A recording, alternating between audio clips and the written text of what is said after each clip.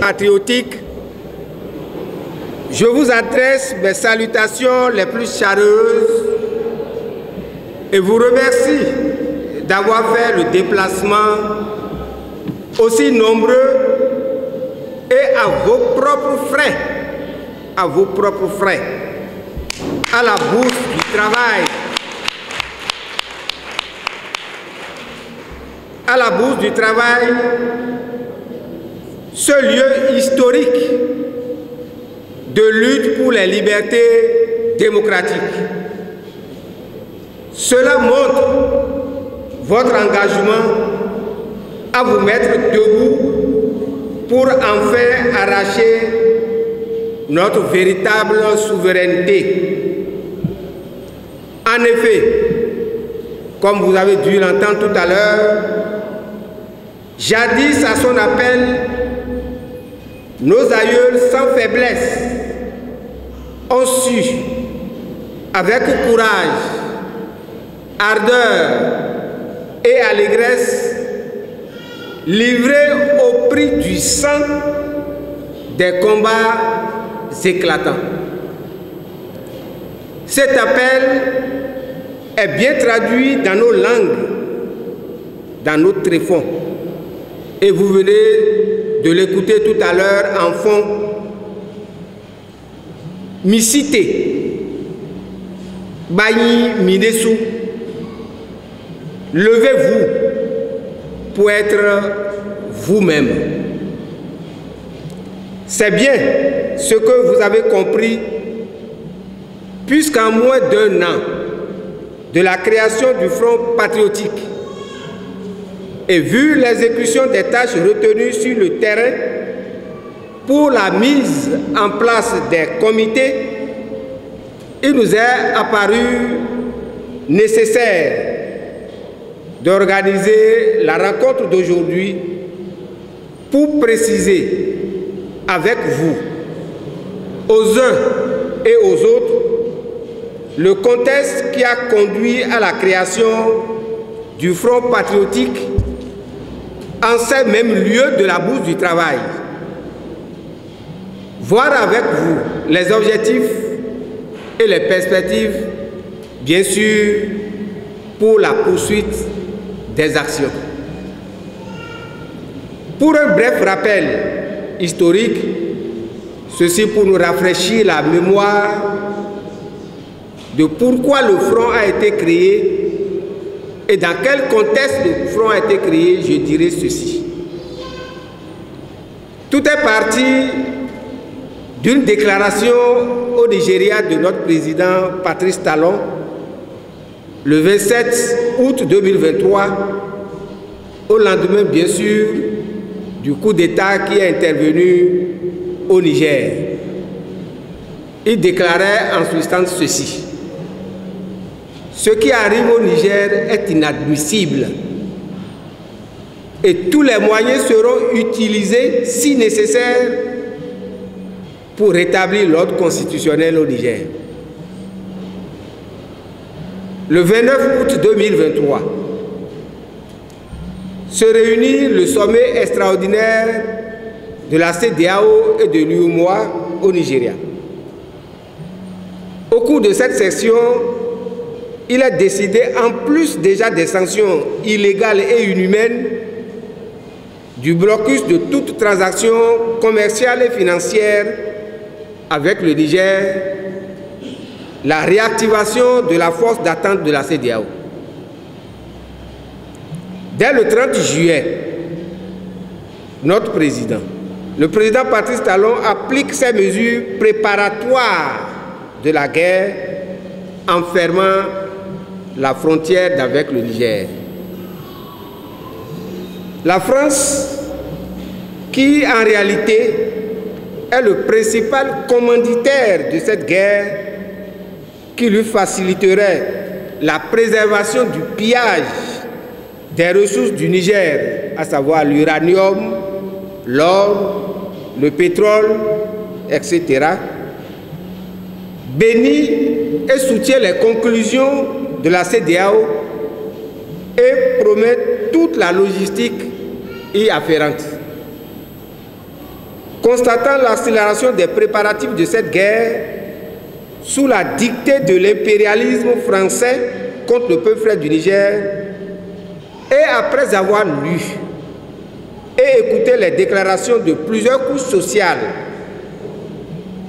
religieuses, partis politiques, syndicats et les cris de détresse des populations tant du Bénin que du Niger, j'ai pris la responsabilité de prendre contact avec des combattants qui étaient sur le terrain, désapprouvant le rôle que joue notre président et son gouvernement via son ministre des Affaires étrangères dans la préparation d'une guerre contre le peuple frère du Niger, une guerre aux conséquences incalculables pour nous, pour les peuples frères de la sous-région et évidemment pour les Béninois.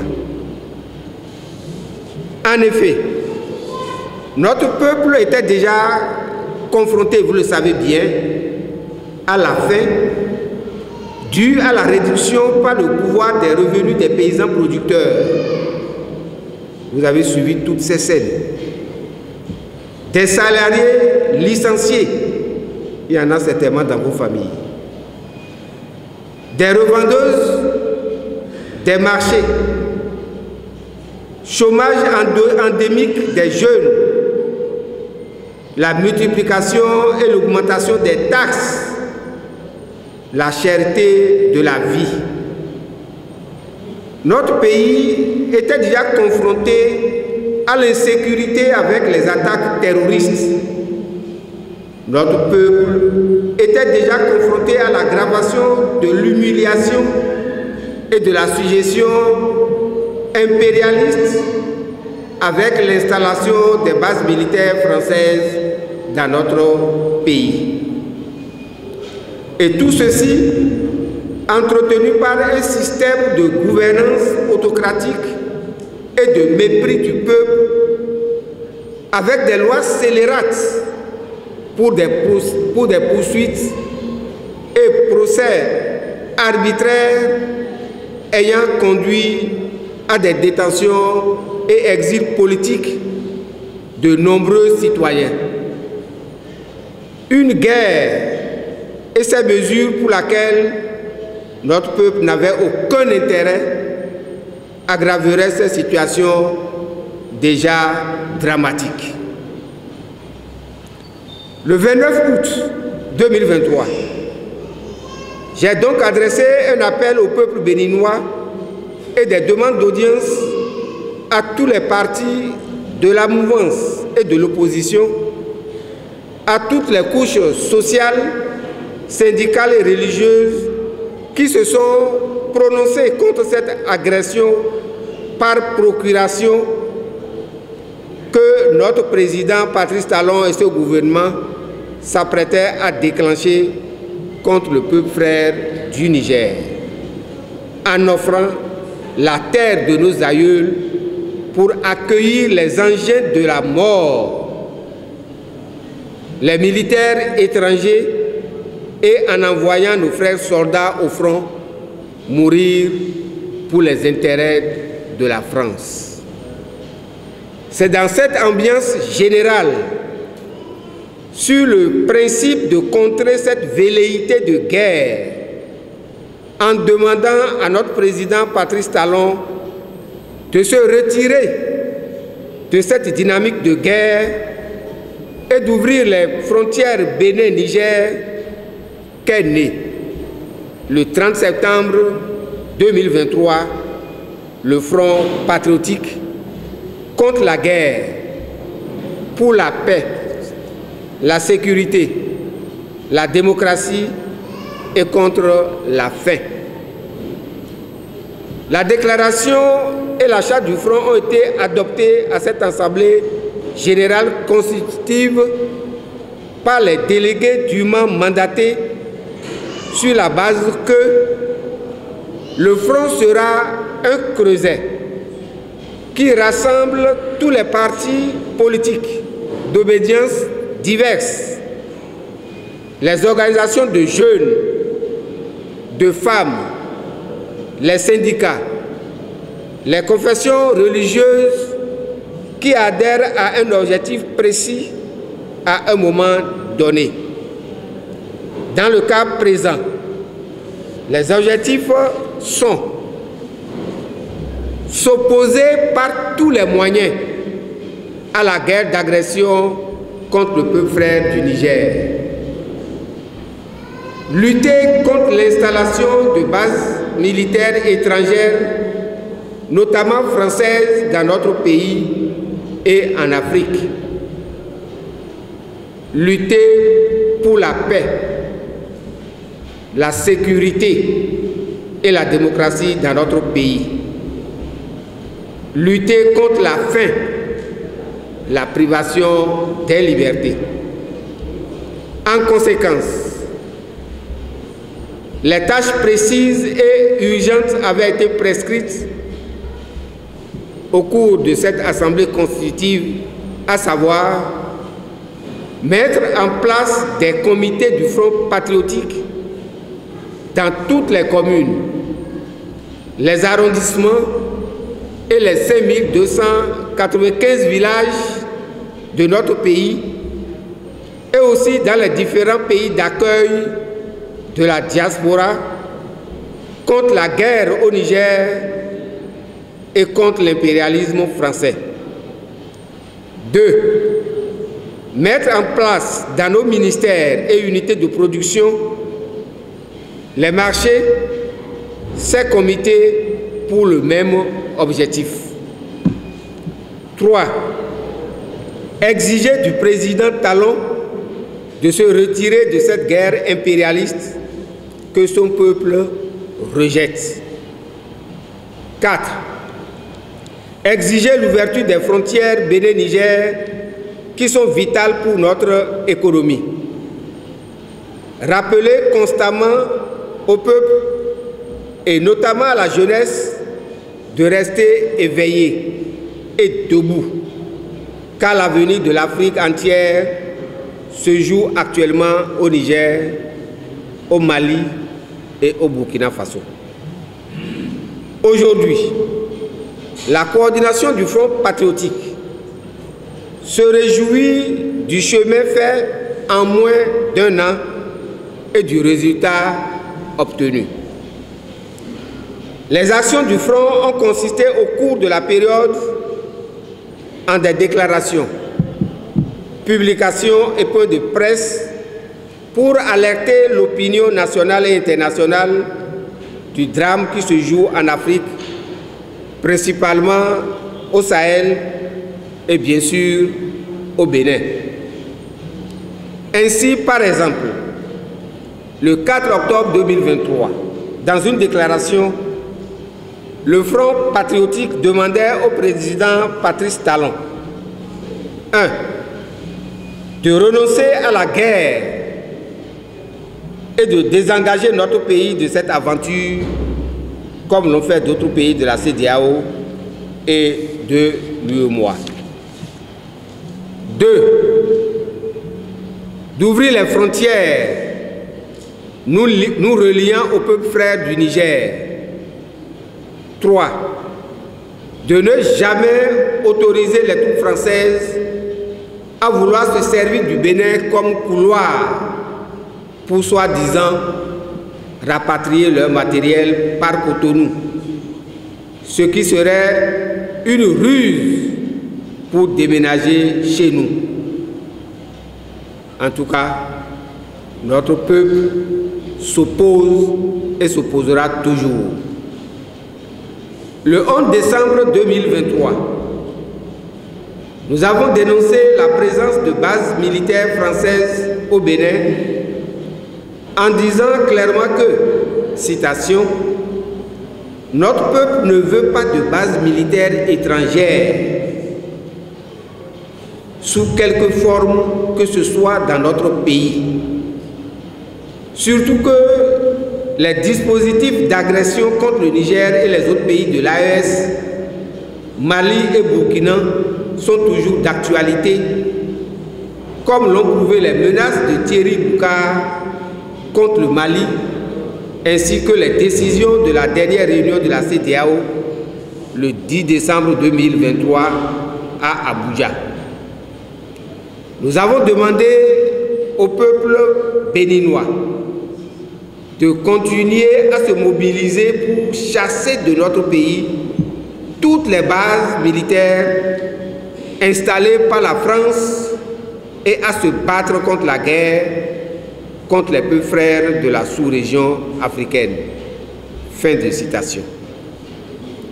Le 30 décembre 2023, le Front patriotique a alerté et dénoncé des manœuvres militaires françaises en plein jour à Malanville, le 29 décembre 2023.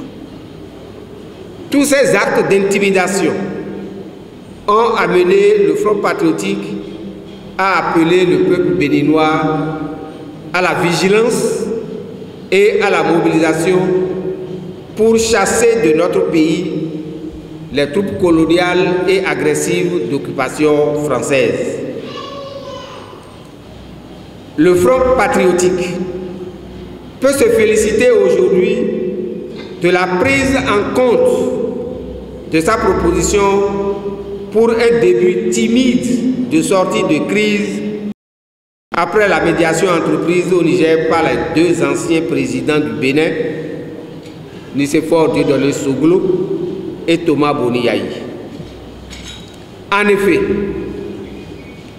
dans notre déclaration, la déclaration du Front, bien sûr, du 10 juin 2024, le Front patriotique renouvelait ses préoccupations relatives au retour à la paix entre nos deux pays et demandait, citation, la mise sur pied d'une commission mixte paritaire pour vérifier la présence ou non de troupes étrangères sur les sites indexés par les autorités nigérianes. Cette situation permettrait de ramener la sérénité et la confiance entre les deux pays. Fin de citation. Au moment actuel où plusieurs observateurs et compatriotes se livrent à une analyse de cette médiation sur fond de scepticisme, il nous paraît nécessaire au Front patriotique de faire la pression nécessaire pour l'effectivité des conclusions de cette médiation. Chers combattants, aujourd'hui, si une lueur d'espoir pour éviter la guerre contre le Niger s'observe, la situation du peuple, de notre peuple, demeure dramatique quant à la faim, la cherté de la vie, l'insécurité, le renforcement de la domination impérialiste, la mauvaise gouvernance entretenue par un système autocratique renforcé. L'une des dernières manifestations de ce système autocratique est l'enlèvement crapuleux sur le sol togolais, le 12 août 2024, de l'activiste politique Steve Amoussou, alias Frère Mouvi. Comme la plupart des pays africains aujourd'hui, notre pays, le Bénin, aspire aussi à la reconquête de sa souveraineté pour quitter réellement la domination de l'impérialisme international, français notamment, pour asseoir une paix durable, une vraie démocratie et une justice sociale. Tout le monde constate aujourd'hui dans notre pays que la faim, les tâches iniques, les brutalités diverses dans plusieurs domaines, les licenciements abusifs divers écrasent le peuple qui n'en peut plus. Par conséquent, la parole vous sera donnée tout à l'heure pour vous permettre de nous dire comment vivent dans vos différentes localités nos parents paysans, artisans, commerçants, femmes des marchés, transporteurs, travailleurs, zémidjaman, entrepreneurs, hommes d'affaires, etc., etc. Il vous revient en toute souveraineté de décider s'il nous faut aller à une nouvelle conférence pour revoir notre vivre ensemble. Je le soumets bien sûr à votre réflexion. En tout cas, nous devons voir comment nous organiser pour nous lever, comme le dit bien notre hymne national, avec courage et détermination, et pour en finir avec la gouvernance actuelle.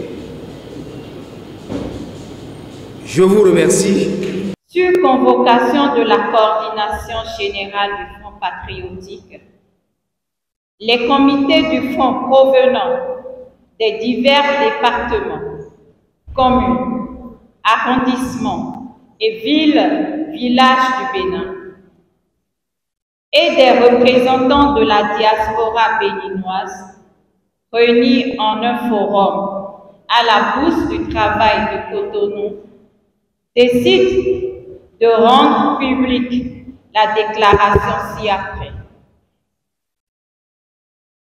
L'espoir suscité par l'avènement du pouvoir de la rupture en avril 2016 s'est rapidement transformé en un véritable cauchemar pour l'ensemble du peuple, tant en ce qui touche les conditions de vie des masses que les libertés démocratiques.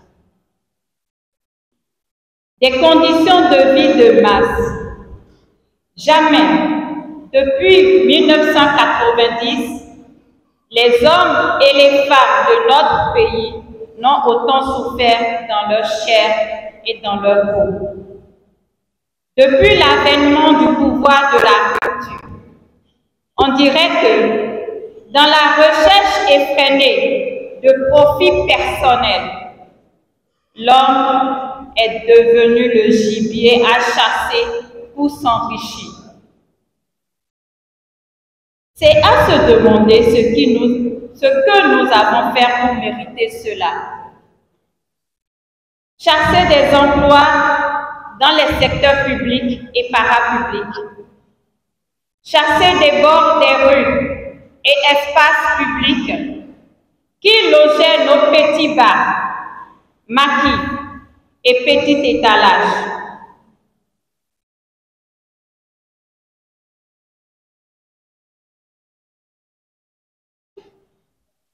Accablés de taxes et impôts de toutes sortes qui pressurent et ont ruiné les populations et pour rendre chers tous les produits de première nécessité. Dans les mairies, les taxes pleuvent tous les jours sur la population. Taxes sur les obsèques, la déclaration de naissance et même de grossesse. On dirait que les gouvernants n'ont point de cœur pour sentir la misère des peuples, point d'oreille pour écouter les plaintes populaires qui de partout s'entendent. Point Dieu, pour voir les marques de la faim qui s'étalent à tous les coins de rues et de marchés. Ceci, simplement parce que tout le pouvoir veut s'accaparer de tout, prendre tout et rien à personne. De la sorte, les opérateurs économiques et hommes d'affaires dont la présence aurait permis une saine concurrence, émulation pour faire baisser un peu les prix, ont été chassés pour que règne un monopole au profit du président.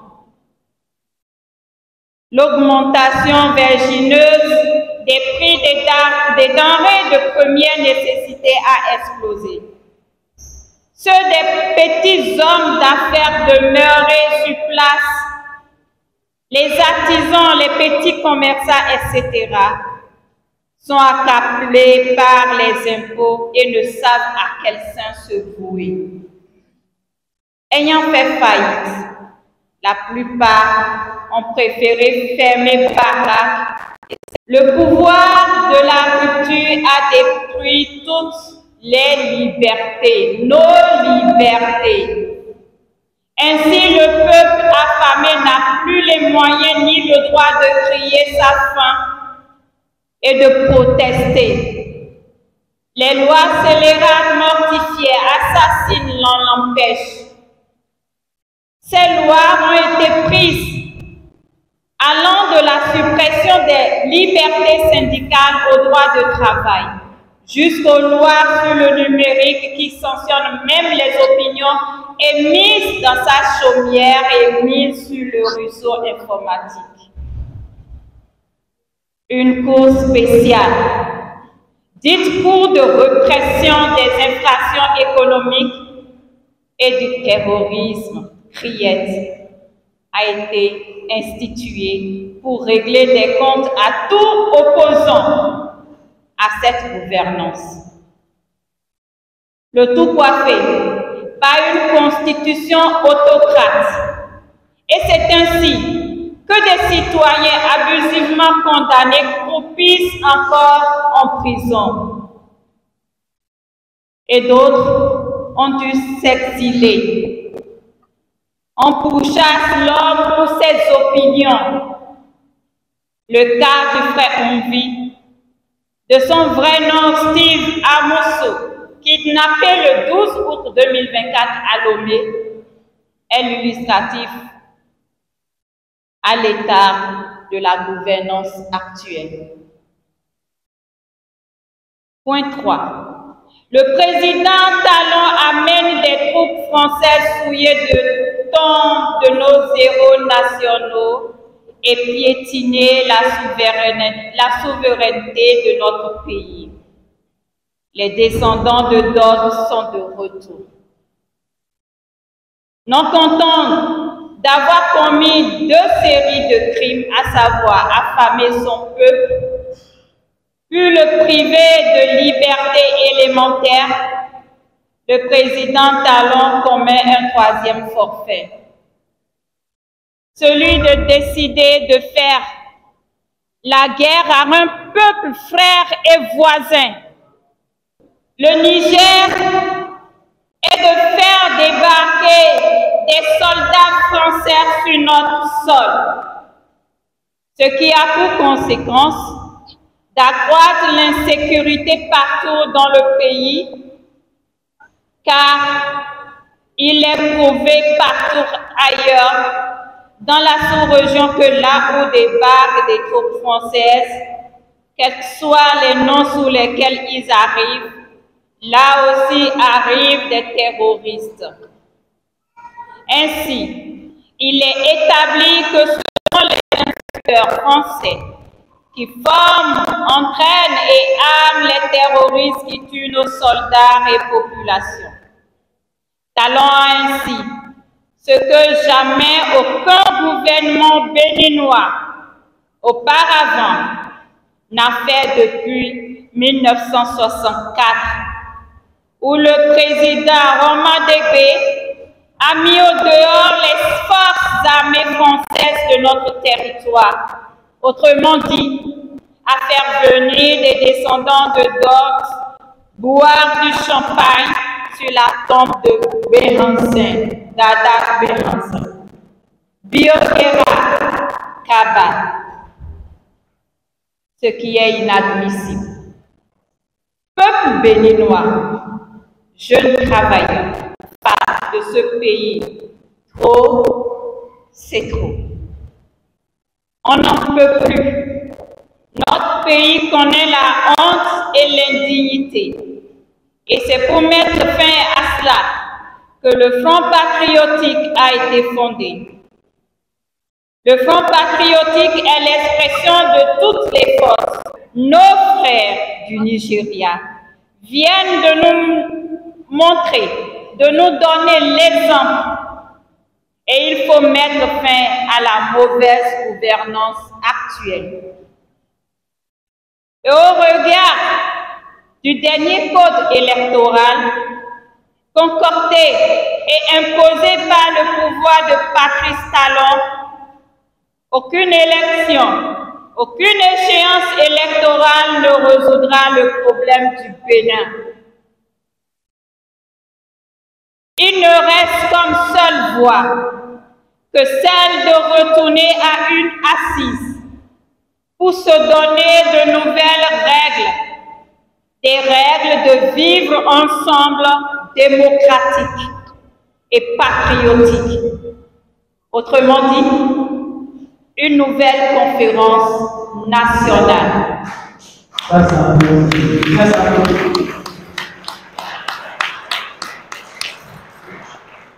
C'est ainsi que nous mériterons de nos aïeux qui, comme le souligne l'hymne national, ont su avec courage et ardeur, plein d'allégresse, livrer au prix du sang des combats éclatants. Enfants du Bénin, debout. Merci à vous.